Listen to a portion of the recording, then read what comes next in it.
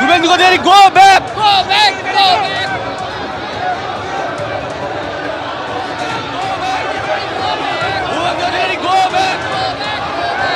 Barricade ভেঙে ঢোকার চেষ্টা করছেন এখানে বিএলও অধিকার রক্ষা কমিটির সদস্যরা। তারা কেন ব্যারিকেড আমাদের যে মুর্শিদাবাদ জেলায় একজন মারা গিয়েছে অসুস্থ হয়ে, সেটাও তো দেখার ব্যাপার আছে। আমি বিএলও সঙ্গী, আমি বিএলওর জন্য এসেছি যে এত চাপ এদের, যারা জন্য আন্দোলন।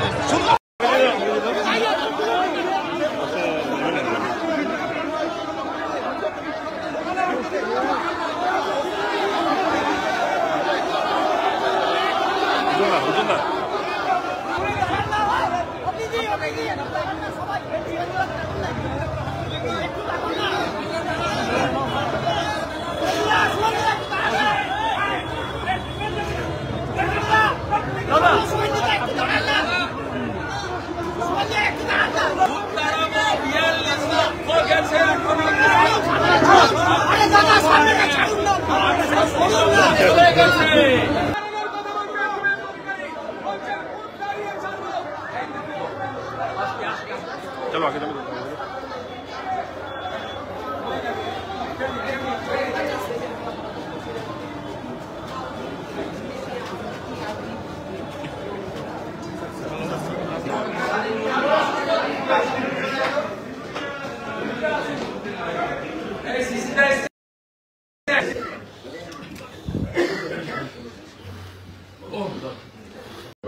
प्रदेश बीजेपी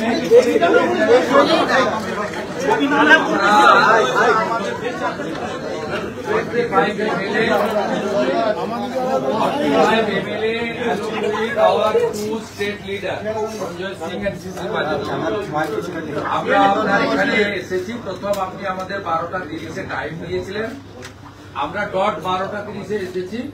কিন্তু আপনার এখানে বাইরে যে পুলিশ আছে তারা প্রথম থেকে আপনার কাছে গোটা রাজ্য জুড়ে তৃণমূল কংগ্রেস, তার সরকার এবং আইপ্যাক কিভাবে ডাটা এন্ট্রিতে ম্যাল প্র্যাকটিসেস ফ্রড করছে, যাতে আপনার কাছে আমরা বলতে না পারি ডিসি সেন্ট্রাল মাননীয়া ইন্দিরা দিদিমণির নেতৃত্বে কয়েকশো পুলিশ প্রথমে দড়ি দিয়ে গেট আটকেছে। আপনার কাছ থেকে থ্রু চ্যানেল আমরা মেল করে টাইম নিয়েছি, at 12:30। তারপরে প্রত্যেকটা মুহূর্তে অবস্ট্রাকশন, এটাতে প্রমাণিত হচ্ছে যে সিও অফিস নট সেফ, এই অফিসই আনসেফ। সেকেন্ডলি আমাদের কতগুলো স্পেসিফিক ডিমান্ড আছে। 26, 27, 28 এই 3 দিনের প্রত্যেকটা এন্ট্রিকে স্পেশাল অবজারভার এবং ইসিআই টেকনিক্যাল টিমকে দিয়ে এআই ফটো স্ক্যান এবং আপনার যা যা মডার্ন ব্যবস্থা আছে অডিট করতে হবে।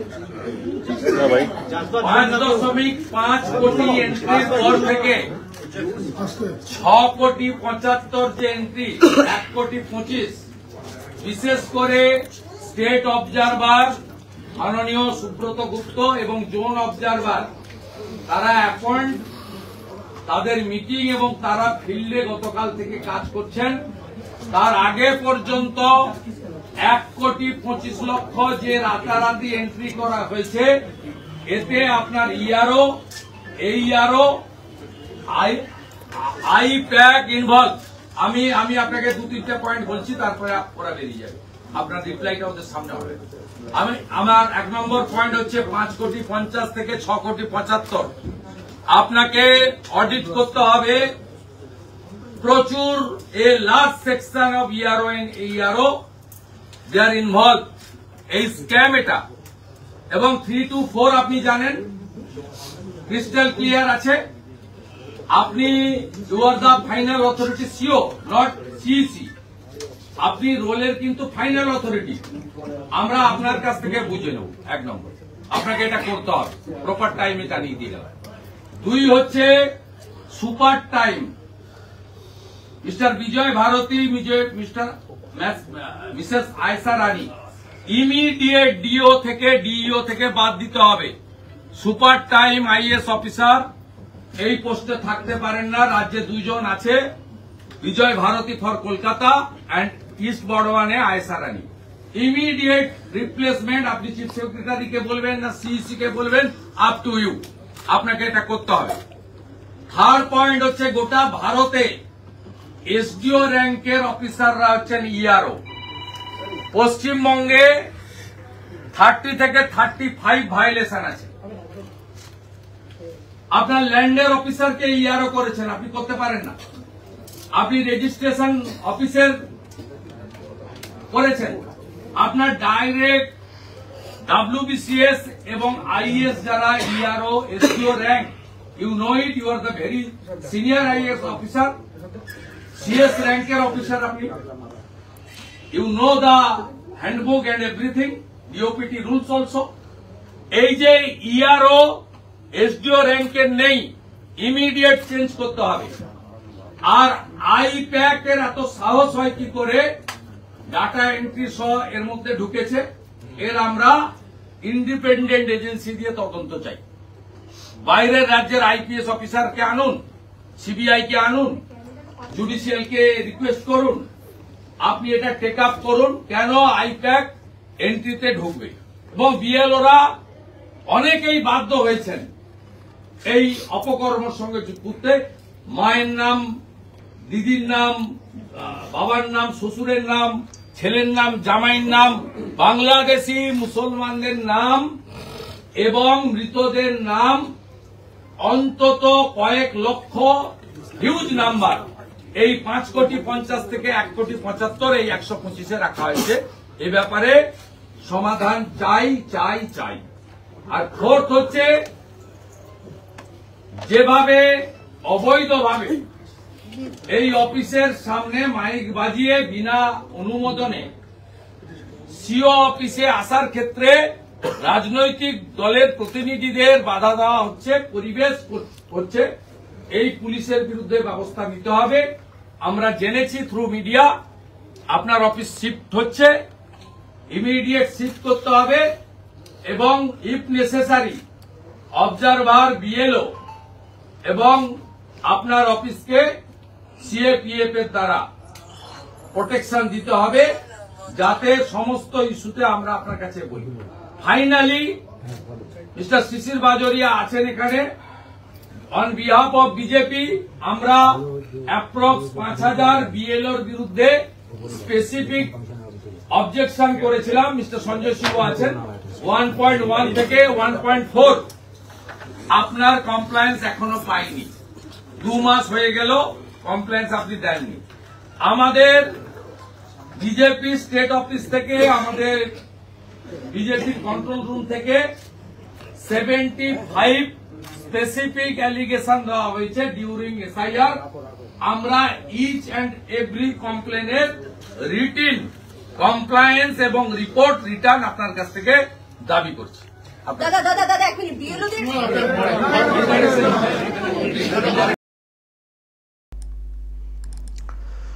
দর্শক শুনলেন শুভেন্দু অধিকারী আজকে মুখ্য নির্বাচনী আধিকারিকের সামনে অনেকগুলো বক্তব্য রাখলেন, যেগুলো সত্যি রাখাটা জরুরি। আর তার আগে তো দেখলেন উনি যখন ঢুকছিলেন ওই তথাকথিত বিএলও, কেউ তো স্বীকারই করছেন না বলতে বিএলও নন, তার কী স্বীকার করবেন? বলছেন যে আমরা বন্ধুর হয়ে এসছি, বন্ধুর হয়ে বিএলওর অধিকার রক্ষার জন্য এসছেন। ড্রামা টিএমসি যেটা কদিন ধরে চলছে। তো শুভেন্দু ঢুকতে গো ব্যাক স্লোগান, ওটাই পারে মুখে, ওটা দিতে তো কোনো সমস্যা হয় না, জাস্ট গো ব্যাক বলে দিলাম, বিরাট একেবারে কৃতিত্বের কাজ হয়ে গেল। তো চেষ্টা হয়েছিল, এমন মনে হচ্ছিল যে যেন কমিশনের সামনে একটা ডার্বি ম্যাচ হচ্ছে, বিজেপি ভার্সেস টিএমসি। যদিও শুভেন্দুরা গোল দিয়ে দিয়েছেন, শুভেন্দুদেরকে আটকানোর চেষ্টা হয়েছিল, কিন্তু তারা ভিতরে ঢুকেছেন। তো ভিতরে ঢুকে যেটা করেছেন, বেশ কতগুলো পয়েন্ট আপনারা শুনলেন। একটা হিউজ সংখ্যা এন্ট্রি করা হয়েছে রাতারাতি। উনি বললেন যে 5,50,00,000 থেকে 6,75,00,000 এই যে সেকশনটা, মানে 1,25,00,000 26, 27, 28 এই যে এন্ট্রি, রাতারাতি এন্ট্রি, এটাকে ভালো করে খতিয়ে দেখতে হবে, স্ক্রুটনি করতে হবে। কিভাবে ঢুকলো, কারা এরা, বৈধ কিনা, এগুলোকে বিশেষ করে বিশেষ নজর দিতে হবে। এটা সবার আগে কিন্তু ওই কথাটা উনি বলেছেন যে হিউজ এন্ট্রি যেটা করা হয়েছে সেটা কিভাবে করা হলো, তাদের কি আছে ডকুমেন্ট বা কি আদৌ বৈধ কিনা, এগুলোকে খতিয়ে দেখতে হবে। একটা হিউজ সংখ্যা 1,25,00,000 এটা বললেন। আর এই যে সব অপকর্মগুলো হচ্ছে, অনেক এআরও, এইআরও এবং আইপ্যাকের কথাটা উনি কিন্তু খুব জোর দিয়ে বলেছেন। আইপ্যাকের লোকেরা ডেটা এন্ট্রির কাজ করছেন নানানভাবে, তারাই কার্যত বিএলও হয়ে গেছেন, মানে এইআরও হয়ে গেছেন, এআরও হয়ে গেছেন, মানে এই টাইপের। সুতরাং এইগুলোকে আইপ্যাকের ইনভলভমেন্ট যে বিষয়টা, সেটাকে খতিয়ে দেখতে হবে, তদন্ত করতে হবে, প্রয়োজনে এজেন্সি আনতে হবে তদন্ত করার জন্য। এবং 2 অফিসারের নাম বললেন, বিজয় ভারতী এবং আয়েশা রানী। কলকাতার হচ্ছেন বিজয় ভারতী আর পূর্ব বর্ধমানের।